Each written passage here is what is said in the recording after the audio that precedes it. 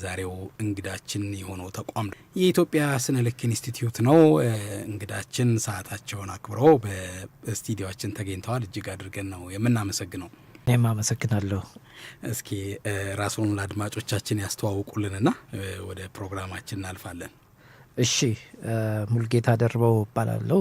የኢትዮጵያ ስነ ልክ ኢንስቲትዩት ዋና ዳይሬክተር ነኝ። መልካም።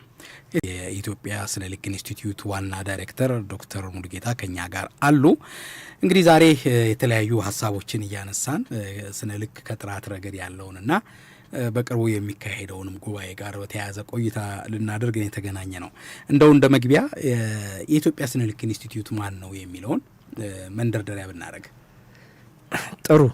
መሰረተ ልማት ከሚለው ብንነሳ መንገድ ብንወስድ መንገድ ለሁሉም አይነት ሌሎች የኢኮኖሚ እንቅስቃሴዎች አስፈላጊ ነው ማለት ነው። ይህ ማለት ኢንዱስትሪዎች ቢኖሩ የግብአት አቅርቦት አለ። በኋላ ላይ ምርቱ ሲደርስ ደግሞ የምርት ስርጭት አለ። ለሁሉም ኢንዱስትሪዎች ስለሚያገለግል መሰረት ይሆናል እንደማለት ነው። ትምህርት ቤቶች የማህበራዊ መሰረተ ልማቶች ናቸው። የተማረ ትውልድ ፈጥረን ያ ትውልድ አምራች መሆን የሚያስችለው ከዓለም ጋር መግባባት የሚያስችሉ ኢንዱስትሪዎችን ለመፍጠር ግብአት የሚሆን ነው፣ መሰረት ይሆናል ማለት ነው። እና መሰረተ ልማት ስንል ወደ ማይታየው ስንሄድ የጥራት መሰረተ ልማት እናገኛለን።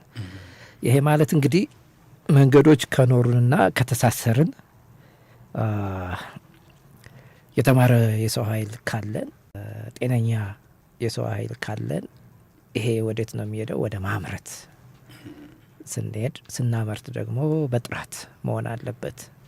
በጥራት አምርተን የአገር ውስጥም የውጭ የሀገራትንም ገበያዎች መድረስና ተወዳድሮ ሊሸጥ የሚችል ምርት ባለቤት መሆን ይጠይቃል። ይሄ እንዲሆን የጥራት መሰረተ ልማት ተቋማት አሉ ማለት ነው። ያ ደረጃ ምርት ለማምረት ሲንጀምር ገና ምርት ላይ ንግድ ሲንጀምር ገና ትክክለኛው አካሄድ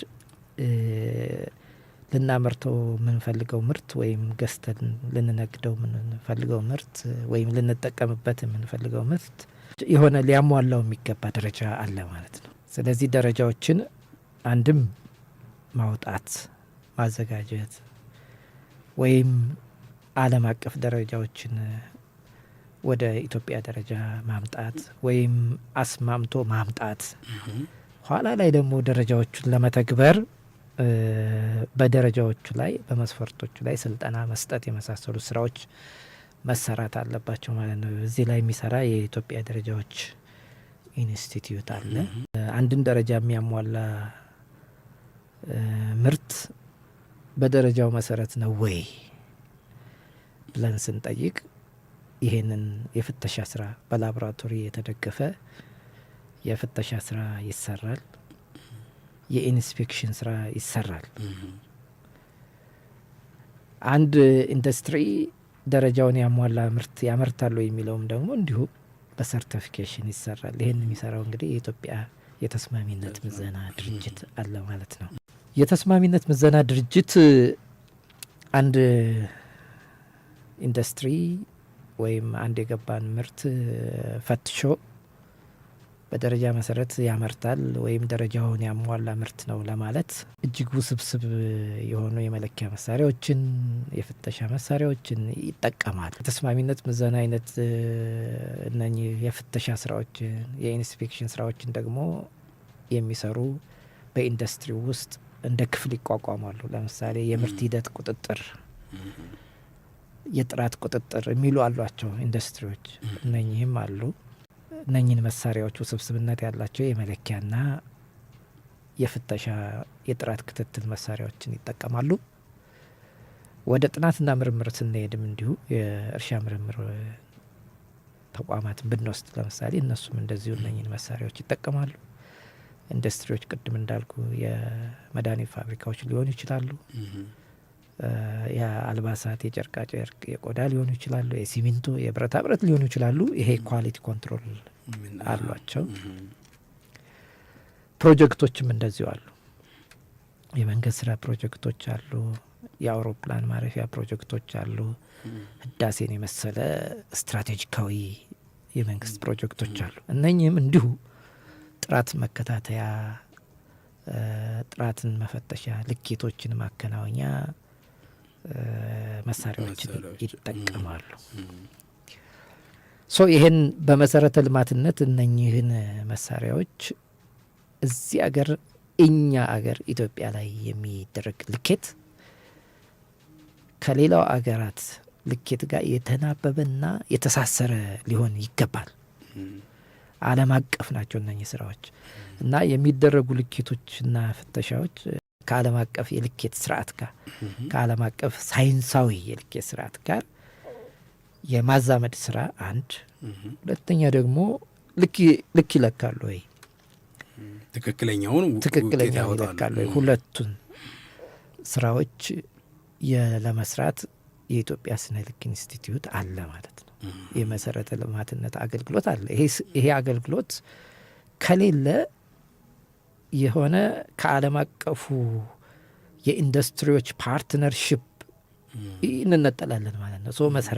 መሰረት ነው። የመሰረተ ልማትነት ባህሪው እዚህ ጋር ይመጣልና ስለዚህ የስነ ልክ ኢንስቲትዩት ለነኛ ኢንዱስትሪዎች፣ ለነኛ ፋብሪካዎች፣ ለነኛ ምርምር ተቋማት፣ ለነኛ የተስማሚነት ምዘና ተቋማት የመለኪያ መሳሪያዎቻቸውን የፍተሻ መሳሪያዎቻቸውን ካልብሬት የማድረግ ትክክለኝነታቸውን የማረጋገጥና የሚለክቱ ልኬት ደግሞ ከዓለም አቀፍ የልኬት ስርዓት ጋር የተገናኘ እንዲሆን ማስቻል ስራ እንሰራለን። ስነ ልክ ኢንስቲትዩት አንዱ ይሄ ነው። ትልቁ ኮር ስራው በአገልግሎት ደረጃ ይሄ ነው። ሁለተኛው በጣም ደስ የሚልና ብዙ አገር የሌለ ነገር ምን አለን?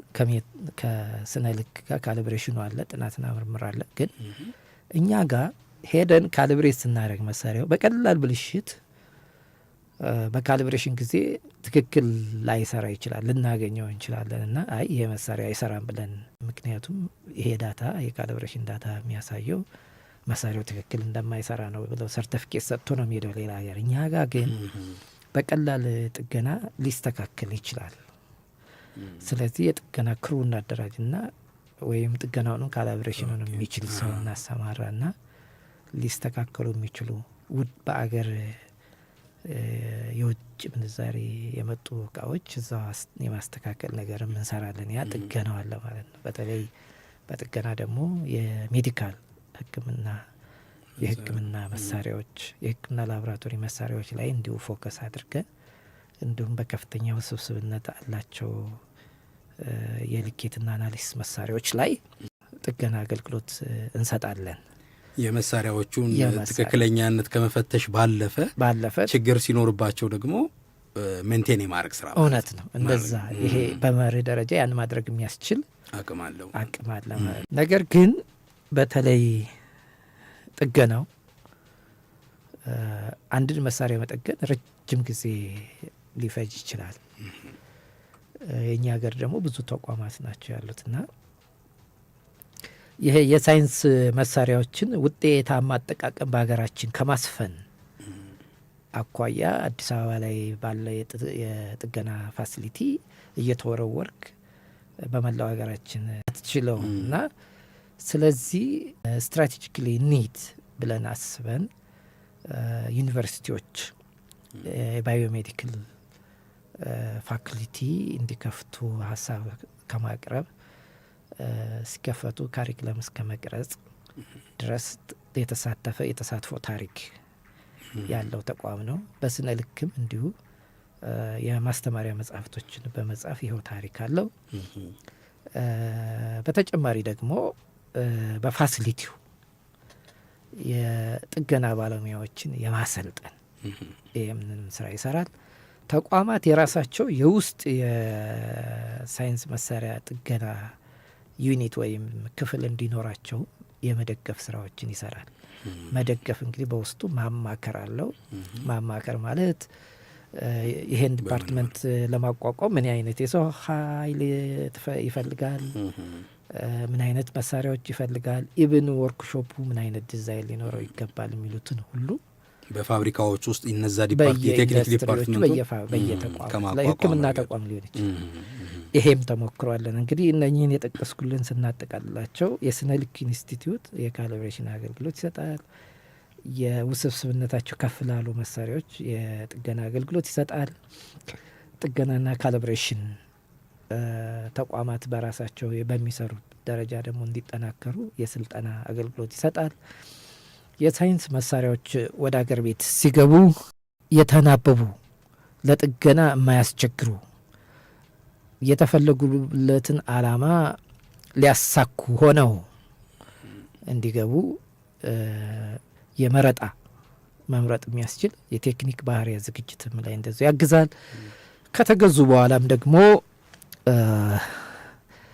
እነኚህ መሳሪያዎች በቀደም ብሎ በተዘጋጀው መስፈርት ናቸው ወይ የሚለውንም ኢንስፔክሽን ላይ ያግዛል። ስለዚህ በርካታ አገልግሎቶችን የሚሰጥ ትልቅ ተቋም ነው። መልካም እንግዲህ የተወደዳችሁ አድማጮቻችን የኢትዮጵያ ስነ ልክ ኢንስቲትዩት ማን ነው የሚለውን ጠቅለል ያለ ስል ለማግኘት የተቋሙን ግዝፈት በዚህ በልኩ በጥሩ ሁኔታ ዶክተር አንስተውልናል። እንደው እዚች ላይ አንድ ነጥብ አጠር አድርገን እንደው አስምረናት ለማለፍ በአማርኛው ብዙ አያሻማም ስነ ልክ ኢንስቲትዩት ስንል ይገለጻል እና ወደ እንግሊዘኛው ስያሜ ሲመጣ የኢትዮጵያ ሜትሮሎጂ ኢንስቲትዩት ሲባል እቺ ሜትሮሎጂና ሜቲሮሎጂ የምትለዋ ቃል በሰዎች መካከል አንዳንዴ ግንዛቤ ክፍተት የምትፈጥርበት ሁኔታ አለ እና እሷ ላይ እስኪ የተወሰነ ነገር ስነ ልክ ምንድን ነው የሚለውን ሀሳብ ከዚህ ከእንግሊዘኛው መገለጫ ጋር አያይዘው አጠር አድርገው ማገለጫ ይስጡባትና ወደ ሌላው ነጥብ እንሄድ። ትክክል ነው ዳንኤል ያነሳው ጥያቄ። በእኛ ሀገር ብቻ ሳይሆን በሌላውም ሀገር ሜትሮሎጂና ሚቴዎሮሎጂ ሰዎችን ሲያሳስቱ እናገኛቸዋለን። የእኛ ሜትር ከሚለው የመጣ መለኪያ ሜትር፣ ሜትሮሎጂ ሳይንስ ኦፍ ሜትር፣ ሳይንስ ኦፍ ሜዠርመንት ማለት ነው። ያኛው ሚቲዮሮሎጂ ነው። ሚቲዮሮሎጂ ያው ሮሎጂ ያው ሳይንሱ ነው የሚያመልክ። ሚቲዮ ደግሞ የከባቢ አየር ሁኔታ ጥናትን ትንበያን የሚመለከት ነው ማለት ነው። ስለዚህ እኛ ይሄ ሚቲዮሮሎጂ የእንግሊዝኛ ስሙን ይዞ የቀጠለ ተቋም አለን። በየቀኑ በተለያዩ ሚዲያዎችም ስለ ዝናቡ መጣ ይለናል፣ ተጠንቀቁ አሁን ጥሩ ነው ይለናል እና የአየር ትንበያ ለሀገራችን ልማት በተለይ ለእርሻ የማህበረሰብና የአካባቢ ደህንነትም ከመጠበቅ አኳያ ጠቃሚ የሆነ የከባቢ አየር ሁኔታን እያጠና የሚያቀርብልን ድርጅት ነው። ስለዚህ ስነ ልክ እንደ ማህበረሰብ አካል የዚህ ድርጅት መረጃዎች ተጠቃሚ ነው ማለት ነው። የእኛ ግን የተለያዩ ተቋማት የሚጠቀሟቸው የመለኪያ የጥናት የፍተሻ መሳሪያዎችን ካሊብሬት ማድረግ በመሆኑ ይህ የሚቲዮሮሎጂ ተቋማትም አሁን ከባድ ዝናብ ሊመጣ ነው፣ ከባድ ፀሐይ አለ፣ ጨረር አለ፣ ደመና አለ ሲለን ተለክቶ ነው፣ ብዙ ልኬቶች ተወስደው ነው። ስለዚህ ይህ ሚቲዮሮሎጂ ተቋም የኛ በእነኛን መለኪያ መሳሪያዎች ካሊብሬት ስለምናደርግ በእነኛ ላይ ስልጠና ስለምንሰጥ በእነኛ ላይ ማማከር አገልግሎት ስለምንሰጥ ሌላኛው እሱ ደግሞ ለእኛ ደንበኛ ነው ማለት ነው። ራሱ ሚቲዮሮሎጂ የሚያወጣቸው መረጃዎችን የሚጠቀምባቸው መሳሪያዎች እናንተ ጋር መጥቶ ይፈትሻል ማለት። ትክክል ብላል። በዚህ ደረጃ ከገባን እጅግ ድንቅ ነው። ስለዚህ ሚቲዮ ካል ሚቲዮሮሎጂ ካል የከባቢ አየር ጥናቱን ነው። የእኛ ግን ሜትሮሎጂ ነው ማለት ነው። ይሄንን መሳሳት ግምት ውስጥ ያስገቡ በእኛ ስንቋቋም የነበሩት የሳይንስና ቴክኖሎጂ ሚኒስትር ይህ ነገር ስነ ልክ ብንለው ለሀገሬው ሕዝብ ጉዳዩን ለይቶ መናገር መረዳት ያስችለዋል በሰጡት መመሪያ መሰረት በመቋቋሚያ ደንባችን ላይ የኢትዮጵያ ስነ ልክ ኢንስቲትዩት አለ። አሁን ህዝቡ እየለመደው ነው ያለው። የበለጠ ግልጽ ሆኖ እንዲለይለት ሆኗል። በጣም ጥሩ። የኢትዮጵያ ስነ ልክ ኢንስቲትዩት ማን ነው፣ ስነ ልክ ምንድን ነው የሚለውን በዚህ ሁኔታ ግንዛቤ መውሰድ ከቻልን ይህ ተቋም በቅርቡ አፍሪካዊ የሆነውን ትልቅ ጉባኤ የሚያካሂድ ነው የሚሆነውና ወደዛ ጉባኤ ለማለፍ ደግሞ መንደርደሪያ እንዲሰጠን እስኪ አፍሪሜት ደግሞ ምንድን ነው? አሁን በአገር አቀፍ ደረጃ እንግዲህ የዚህ የስነ ልክን ጉዳይ የኢትዮጵያ ስነ ልክ ኢንስቲትዩት እንደሚያከናውነው ስዕሉን አግኝተናል። አፍሪሜትስ ማን ነው የሚለው ደግሞ ስለሱም ትንሽ እንውሰድና ከዛ ሁለቱን አናበን ወደ ጉባኤው እንመጣለን። ጥሩ። በኢንዱስትሪያላይዜሽን ዘመን ምናልባትም ከ50 ዓመት በፊት አገራት አንድን ትልቅ ፕሮዳክት ለማውጣት አንድ አገር ብቻውን ችሎ ላይሰራው ይችላል። ከተለያየ አገር የመነጨ ቴክኖሎጂ የበለጸገ ቴክኖሎጂ ተገጣጥሞ ነው። ለምሳሌ መኪናን ብንወስድ መኪና ከ28,000 እስከ 30,000 አካላት ተገጣጥሞ ነው መኪና የሚሆነው። የተለያዩ ፓርቶች ኤርባስን ብንወስድ ከ30 አገራት 1,500 የሚሆኑ ካምፓኒዎች 4 ሚሊዮን የሚሆን አካላት አምርቶ ተገጣጥሞ ነው ይህን ቴክኖሎጂ የሰው ልጅን በአየር ላይ ብዛት ያለው የሰው ልጅን በአየር ላይ የሚያመላልሰው ማለት ነው። እንግዲህ አሁን ያለው የጠቀስኳቸውም ዘመናዊ ቴክኖሎጂዎች ያንም የነበሩት እንዲሁ የተለያየ ሳተላይቶችን ብትወስድ በቴክኖሎጂ የዳበሩ ሀገራት የተለያዩ ስራዎችን ሰርተው ነው። እንደው አሁን ላይ የእኛን አየር መንገድም ብንወስድ ከቦይንግ ወስዶ የሚሰራቸው አካላት አሉ።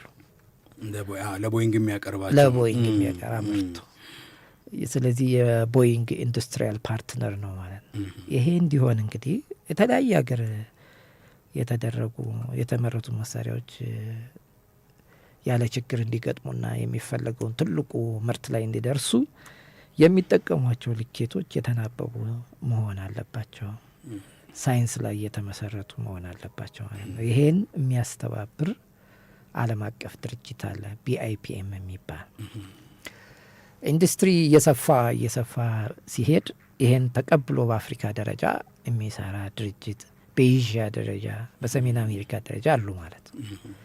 አሁን ላይ እንግዲህ እኛ አፍሪሜት ስንል በአፍሪካ ደረጃ የሚደረጉ ልኬቶች በዓለም አቀፍ ደረጃ ተቀባይነት ያላቸውና የአፍሪካን ኢንዱስትሪዎች የዓለም ኢንዱስትሪዎች በእሴት ሰንሰለት ውስጥ እንዲገቡና የኢንዱስትሪ ፓርትነር እንዲሆኑ እንዲያስችሉ ጥራትም ላይ የጥራት ፍተሻ ላይ የሚሰሩ ድርጅቶች እንዲሁ ብቃት ያለው የስነ ልክ አገልግሎቶችን እንዲያገኙ ይህ አቅም በአፍሪካ እንዲፈጠር የሚሰራ ድርጅት አለ። እሱም የአፍሪካ ስነ ልክ ድርጅት ወይም አፍሪሜት የሚባለው አለ ማለት ነው። ይሄንን ነው አፍሪሜት የሚሰራው። መልካም እንግዳችን ዶክተር ሙሉጌታ ከኛ ጋር ጥሩ ቆይታ እያደረጉ ነው ያሉት። እንግዲህ ስለ ስነ ልክ ምንነት የኢትዮጵያ ስነ ልክ ኢንስቲትዩት ማን ነው የሚሉትን ጥሩ ገለጻዎችን አግኝተናልና እንግዲህ ኢንስቲትዩቱ በቅርቡ ደግሞ ከሐምሌ 27 እስከ ነሐሴ 1 ደግሞ ጥራት መንደር ውስጥ 19ኛውን የአፍሪካ የስነ ልክ ድርጅት ጠቅላላ ጉባኤ እንደሚያካሄድ እንግዲህ ያሳለፍነው ሰኞ እርስዎ በሰጡት ጋዜጣዊ መግለጫ ላይ ተከታትለን እኛም ለጥራት ቤተሰቦቻችን አጋርተነዋል። እንግዲህ ይሄ ጉባኤ ምንድን ነው? የ19ኛው የአፍሪካ ስነ ልክ ድርጅት ጠቅላላ ጉባኤ ምን መልክ አለው? ስለ ጉባኤው ደግሞ የተወሰነ መንደርደሪያ ሀሳቦችን ይስጡን። በአፍሪካውያን ሀገራት የሚሰጡ የስነ ልክ አገልግሎቶችና እየተገነባ ያለውን የስነ ልክ አገልግሎቶች የመስጠት አቅም እንዲጠናከር ማድረግ ነው ብለናል። ይሄ እንዴት ነው የሚያጠናክረው ብለን የወሰድን እንደሆነ አንዱ የተቋማትን ክፍተት፣ የተቋማትን ተግዳሮት የአፍሪካ የስነ ልክ አገልግሎት የሚሰጡ ተቋማትን ማለት ነው መሰረት በማድረግ እነኛ ችግሮች የሚፈቱበትን መፍትሄ ወይም ሪዞሉሽን ማስቀመጥ ነው አንዱ ዓላማው ጉባኤው። ለምሳሌ ብንወስድ በአንድ የልኬት ባህሪ ላይ የኢትዮጵያ ስነ ልክ ኢንስቲትዩት ዓለም አቀፍ እውቅና ላግኝ ብሎ ሲሄድ ሌላ በዛ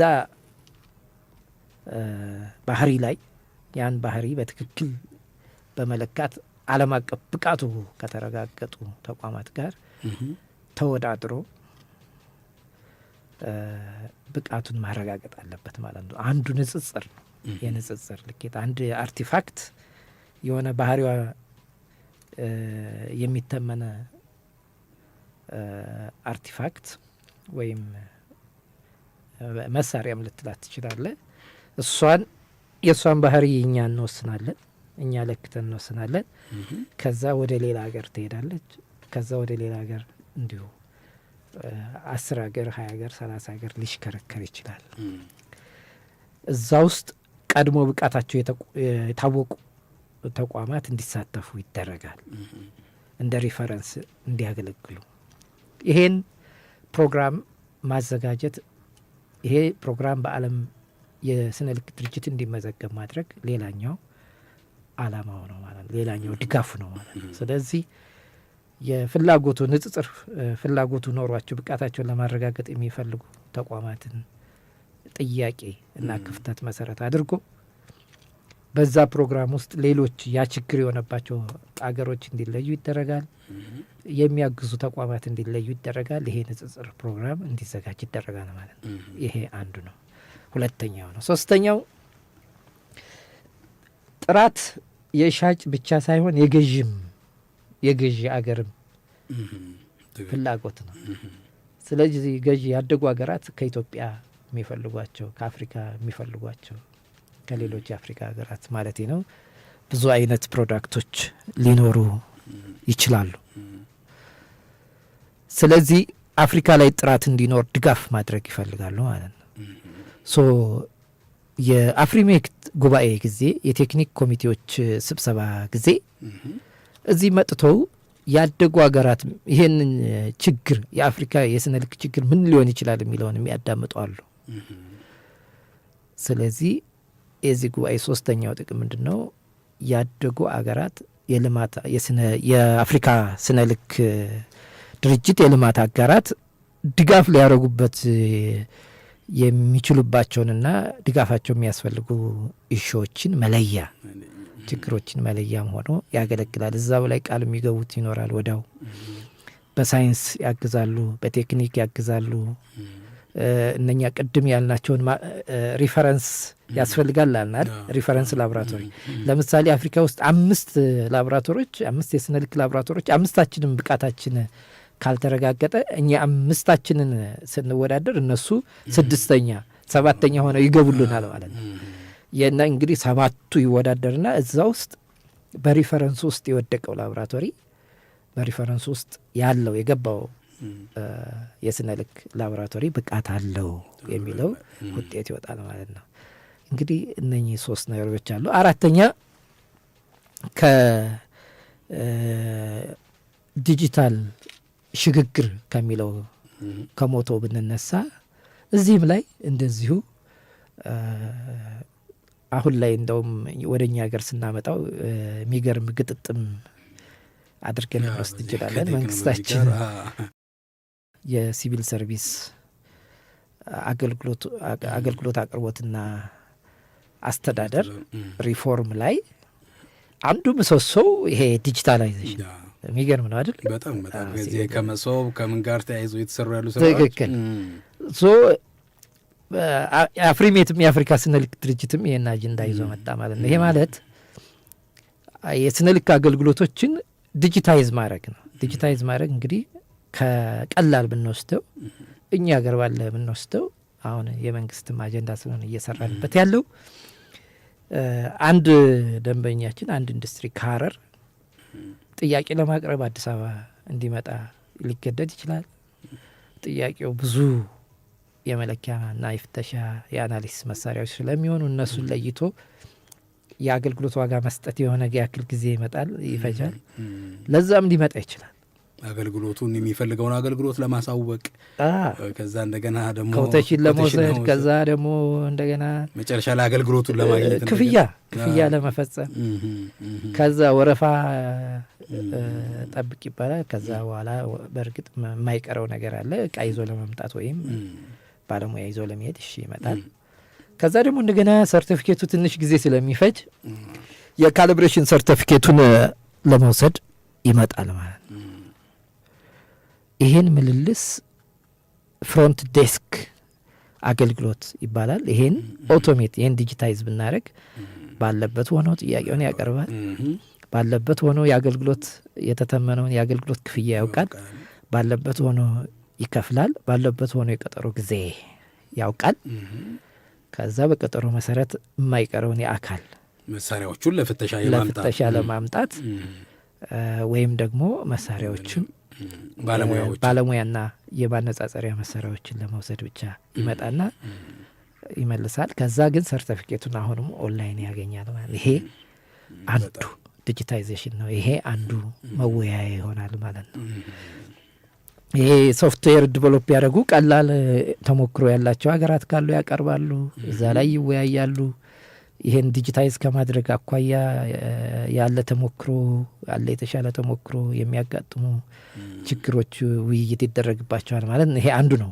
ወደ ላቦራቶሪ ስንገባ ደግሞ ቁጭ ብለን አንዷን ማሽን እያንዳንዷን ስራ ከምንሰራ ኦቶሜት ማድረግ አይቻልም ወይ? ኦቶሜት በማድረግ በተሻለ አንሰርቴኒቲ የካሊብሬሽን ሰርቲፊኬት ሊሰጥ ይችላል። ሮቦቲክ እየሆነ ነው አሁን ውጭ ሀገር። አፍሪካስ ሪኳየርመንት ሊሆን ይችላል ወደፊት። ለምሳሌ ማሽን የሚያነበው ሰርቲፊኬት ስጠይ ሊል ይችላል ነገ። አሁን አለ ጀርመን ላይ እነኚህ ጥያቄዎች አሉ። ከወዲሁ አፍሪካ ካልተወያየች አሁንም እንደገና ለሌላ ተግዳሮት ትገባለች ማለትና ይሄን አጀንዳ አድርጎ ይመከራል። በዚህ ዙሪያ የሚገኘው ጥቅም አለ ማለት ነው። እንግዲህ አራቱን መሰረታዊ ነገሮች ለመጥቀስ ተሞክረዋል። መልካም።